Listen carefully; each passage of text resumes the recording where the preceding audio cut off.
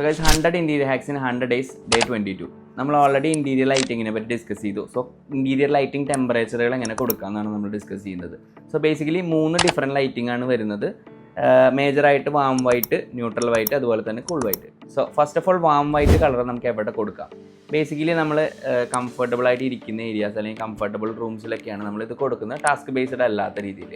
Basically നമ്മുടെ living area, bedrooms, ഇങ്ങനെയുള്ള ഏരിയാസിലാണ് warm white use ചെയ്യുക. ഏകദേശം 2700 to 3000 കെൽവിനാണ് ഇതിൻ്റെ ഒരു ടെമ്പറേച്ചർ വരുന്നത്. ദെൻ അടുത്തൊരു ലൈറ്റിംഗ് വരുന്നത് ബേസിക്കലി മെയിൻലി കൂൾ വൈറ്റ് ആണ്. സോ ടാസ്ക് ബേസ്ഡ് ലൈറ്റിംഗ് ആണ് സ്പെസിഫിക്കലി നമ്മുടെ വർക്ക് ചെയ്യുന്ന ഏരിയാസ്, അതായത് kitchen, study table, working table, ഇങ്ങനെയുള്ള ഏരിയാസിലാണ് കുറച്ചുകൂടി സ്യൂട്ടബിൾ. ബിക്കോസ് ലോങ് ടൈം നമുക്ക് ഐ സ്ട്രെയിൻ കിട്ടാതിരിക്കാൻ ഏറ്റവും ബെറ്റർ വൈറ്റ് ലൈറ്റ് ആയിരിക്കും. സോ ഇത് രണ്ടും കോമൺ ആയിട്ട് അല്ലെങ്കിൽ ഇതിൻ്റെ ഒരു മിഡ് റേഞ്ചിൽ വരുന്നതാണ് സത്യം പറഞ്ഞാൽ ന്യൂട്രൽ വൈറ്റ്. ന്യൂട്രൽ വൈറ്റ് നമ്മൾ കോമൺ ആയിട്ട് വരുന്ന ഏരിയാസ്, അതായത് ഡൈനിങ് ഏരിയാസ്, ഇങ്ങനെയുള്ള ഏരിയാസിലാണ് ബേസിക്കലി യൂസ് ചെയ്യുക. So not to warm, not to cool എന്നുള്ളൊരു കംഫർട്ടബിൾ സിറ്റുവേഷൻ ക്രിയേറ്റ് ചെയ്യുന്നതാണ് ബേസിക്കലി ഈ ഒരു ലൈറ്റിങ്. സോ ഈ 3 ടൈപ്പ് ഓഫ് ലൈറ്റിങ്ങും നമുക്ക് ഡിഫറെൻ്റ് ആയിട്ട് കീപ്പ് ചെയ്യാം.